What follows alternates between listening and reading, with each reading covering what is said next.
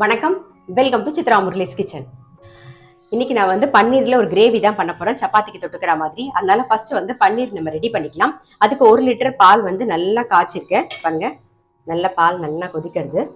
இப்போ வந்து ஒரு அரை மூடி லெமன் விட்டுக்கலாம், லெமன் ஜூஸ். ஆமா, சிம்லேயே நல்லா கொதிக்கட்டும், அப்பதான் பிரிஞ்சு வரும்.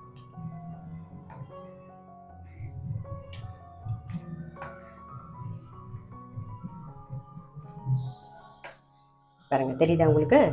தெரிஞ்சு வருது.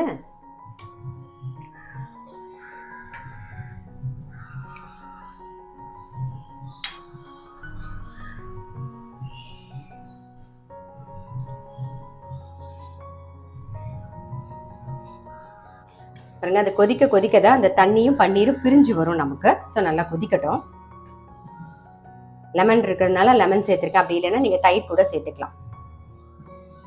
பாருங்க, இந்த மாதிரி நல்லா பிரிஞ்சு வரணும். ஆஃப் பண்ணிவிட்டு ஒரு துணி போட்டு வடிகட்டிக்கலாம்.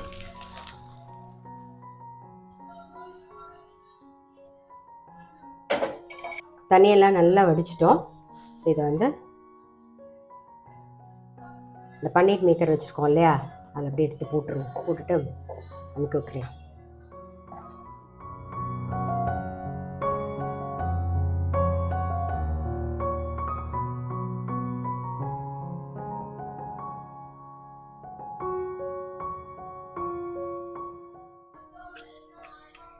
வச்சுட்டு நல்லா ஒரு வெயிட்டை தூக்கி அப்படி கவுத்து வச்சுருங்க, அவ்வளோதான்.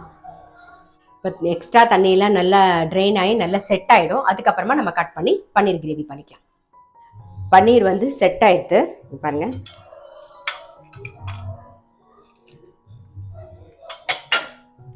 இதை நம்ம வந்து கட் பண்ணிக்க வேண்டியதுதான். கட் பண்ணிக்கலாம். நான் வந்து 1 லிட்டர் பால் யூஸ் பண்ணேன். ஒரு 200 கிராமுக்கு மேலே வந்திருக்கு நம்ம பன்னீர்.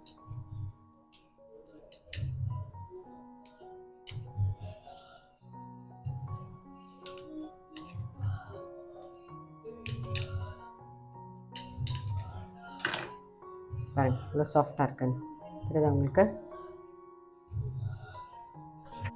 பாருங்க, பன்னீரும் ரெடி ஆகிடுது. நம்ம வந்து 1 லிட்டர் பால் யூஸ் பண்ணி பன்னீர் பண்ண ஒரு 200 கிராம்ஸ்க்கு மேலே கிடச்சிருக்கு நமக்கு. நீங்கள் வந்து வீட்டிலே பண்ணுறது ரொம்ப ரொம்ப ஈஸி. இப்போ வந்து கெமிக்கல்லாம் இல்லாமல் இப்படி பண்ணணுங்கிறாங்க இல்லையா? ஸோ நம்ம வீட்டில் பண்ணணும்னா கெமிக்கல்லாம் எதுவுமே சேர்க்க வேணாம், ஜஸ்ட் தயிரை சேர்த்து டக்குன்னு பண்ணிடலாம். ஸோ இப்போ நம்மளோட பன்னீர் ரெடியாக இருக்குது. இதை வச்சு ஒரு கிரேவி பண்ண போகிறோம். இதுக்கு வந்து பஜ்ஜி மிளகா போட்டு ஒரு ரைஸ் ஒன்று பண்ண போகிறோம். ஸோ ஃபர்ஸ்ட் ஆமாம், தயிர் இல்லைன்னா லெமன் எது வேணாலும் யூஸ் பண்ணி நீங்கள் வந்து பன்னீர் பண்ணிக்கலாம். ஆல்ரெடி நிறைய பேருக்கு பன்னீர் பண்ண தெரியும், நான் இப்போ பண்ணியும் காமிச்சிருக்கேன். ஸோ தெரியலன்னா நீங்கள் இப்போ கூட ட்ரை பண்ணி பார்க்கலாம். இப்போ ஃபர்ஸ்ட் இந்த பக்கம் வந்து பேன் வச்சுருக்கேன். இதுக்கு வந்து நம்ம கிரேவிக்கு வதக்க வேண்டியதெல்லாம் நம்ம போட்டுடலாம். இந்த பக்கம் நல்ல பெரிய சைஸில் ஒரு வெங்காயம், இஞ்சி, பூண்டு,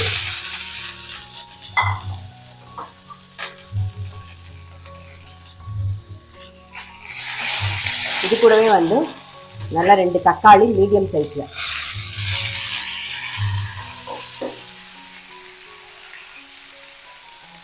ஒரு 4-5 முந்திரி பருப்பு. இது இந்த பக்கம் வதங்கட்டும். இந்த பக்கம் கிரேவிக்கு வதங்கின்னு இருக்கட்டும். அதுக்குள்ளே இந்த பக்கம் வந்து பஜ்ஜி மிளகா ரைஸ் பண்ணிக்க போகிறோம். ஸோ நான் வந்து எண்ணெய் விட்டுருக்கேன். இப்போ ஒரே ஒரு ஸ்பூன் வந்து நெய் விட்டுக்கலாம். தாளிக்கிறதுக்கு சோம்பு, பட்டை, 2 கிராம்பு, ஒரே ஒரு பிரிஞ்சி இலை, அப்புறம் ஒரு பச்சை மிளகா கீரி வச்சுருக்கேன். பஜ்ஜி மிளகா 1 கட் பண்ணி வச்சுருக்கேன், அதையும் சேர்த்துக்கிறேன். நல்லா இது கூடவே வந்து நீட்டை வாக்கில் கட் பண்ண வெங்காயம் 1 கொஞ்சம் வதங்கட்டும். வெங்காயமும் பஜ்ஜி மிளகாயும். வெங்காயம் வந்து நல்லா கண்ணாடி மாதிரி வதங்கியிருக்கு. ரொம்ப கலர் மாறணும்னு அவசியம் இல்லை. நம்ம வந்து பாஸ்மதி அரிசி வந்து 1 கப்பு பாஸ்மதி அரிசியை நல்லா வாஷ் பண்ணிவிட்டு ஒரு 20 நிமிஷம் ஊற வச்சுட்டு தண்ணியெல்லாம் வடிய விட்டு எடுத்து வச்சுருக்கேன். இப்போ அதை சேர்த்துக்கலாம்.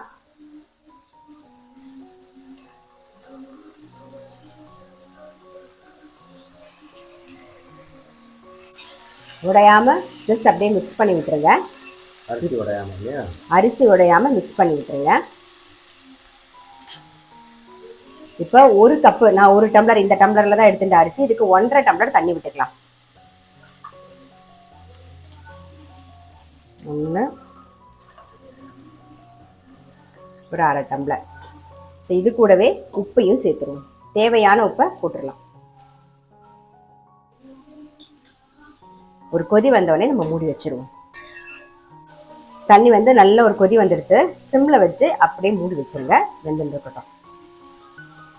இந்த பக்கம் வந்து கிரேவிக்கு தேவையான உப்பை போட்டுடலாம் இப்போவே. அவ்வளோதான். ஒரு 2 நிமிஷத்தில் ஆஃப் பண்ணிடலாம். நல்லா ஆஃப் பண்ணிடுறேன் நான். இதை நல்லா வதங்கிடுது. தக்காளி வெங்காயம் எல்லாம் ஆறினோடனே நம்ம இதை அரைச்சிக்கலாம். இந்த பக்கம் பாருங்கள், ரைஸ் நல்லா வெந்துடுது. நம்ம ஆஃப் பண்ணிவிடுவோம், அப்படியே வந்து செட் ஆகிடும். இந்த பக்கம் நம்ம வதக்கினது நல்லா ஆறிடுத்து. இப்போ அரைச்சி எடுத்துகிட்டு வந்துடலாம். அதுக்குள்ளே பேனில் எண்ணெய் விட்டுருக்கோம், அது நல்லா காஞ்சின்னு இருக்கட்டும். இப்போ அரைச்சாச்சு. இந்த பக்கம் பேனில் வந்து எண்ணெய் காஞ்சின்னு இருக்கு. கொஞ்சமாக வந்து வெண்ணெய் சேர்த்துக்கலாம். தாளிக்கிறதுக்கு சீரகம் ஒரே ஒரு பிரிஞ்சி இலை.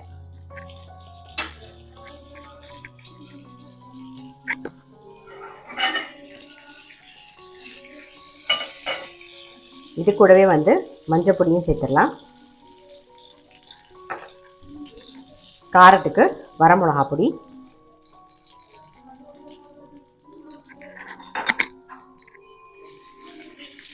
நம்ம அரைச்சதை சேர்த்துருவோம்.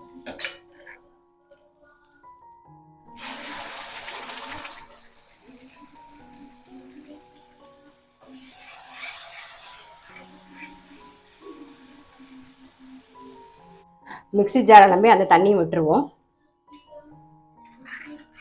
நல்லா ஒரு கொதி வரட்டும். கொஞ்சம் சர்க்கரை சேர்த்துக்கலாம். இப்போ இது கூடவே வந்து நம்ம பன்னீரையும் சேர்த்துடலாம். நல்லா சேர்ந்து கொதிச்சு வரும்போது நல்லாயிருக்கும்.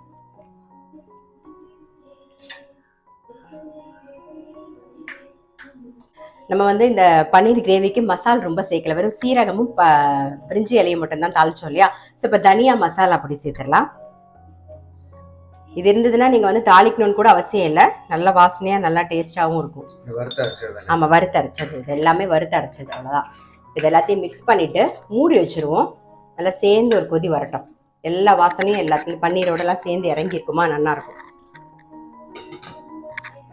இப்போ நல்லா கொதிச்சிருக்கோம் பாருங்கள். இதில் வந்து காஞ்ச வெந்தயக்கீரை இலையை சேர்த்துடலாம். கொத்தமல்லி, ஒரு ஸ்பூன் வந்து வெண்ணெய். ஸோ இதெல்லாம் சேர்த்து மிக்ஸ் பண்ணிவிடுவோம். அவ்வளோதான், ஆஃப் பண்ணிடலாம். ரொம்ப சிம்பிளாக நம்மளுடைய பன்னீர் கிரேவி வந்து ரெடி ஆகிடுது. இந்த கிரேவி வந்து சப்பாத்தி, நான் எல்லாத்துக்குமே நல்லாயிருக்கும். நம்ம இந்த மாதிரி ரைஸ் பண்ணோம், வெறுமை வந்து ஜீரா ரைஸ்லாம் பண்ணோன்னா இதை ஜஸ்ட்டு மிக்ஸ் பண்ணி சாப்பிட்றதுக்கு ரொம்பவே நல்லா டேஸ்ட்டாக இருக்கும். இந்த மாதிரி பஜ்ஜி மிளகா போட்டு நீங்கள் ரைஸ் பண்ணி பார்க்கல அப்படின்னா டெஃபினட்டாக ட்ரை பண்ணி பாருங்கள். அந்த பஜ்ஜி மிளகா வாசனையோட ரொம்ப ரொம்ப டேஸ்ட்டாக இருக்கும். ரொம்ப காரமாக இருக்கணும்னு நினைக்காதீங்க, காரமாலாம் இருக்காது. நல்லா மைல்டாக நல்லா டேஸ்ட்டாக இருக்கும். அதே மாதிரி இது தொட்டுக்கிறதுக்கு நான் பன்னீர் கிரேவி பண்ணியிருக்கேன். நீங்கள் குருமா வேணாலும் குருமா பண்ணிக்கலாம். என்ன கிரேவி பண்ண முடியுமோ அதை பண்ணி நீங்கள் தொட்டு சாப்பிடலாம். ரொம்பவே டேஸ்ட்டாக இருக்கும். பாருங்கள், ரைஸை பாருங்கள், தெரியுதா உங்களுக்கு? அவ்வளோதான், பஜ்ஜி மிளகா ரைஸும் ரெடி. இந்த மாதிரி ட்ரை பண்ணி பாருங்கள், ரொம்ப டேஸ்டியாக இருக்கும். நான் அடுத்த வீடியோவில் சந்திக்கிறேன்.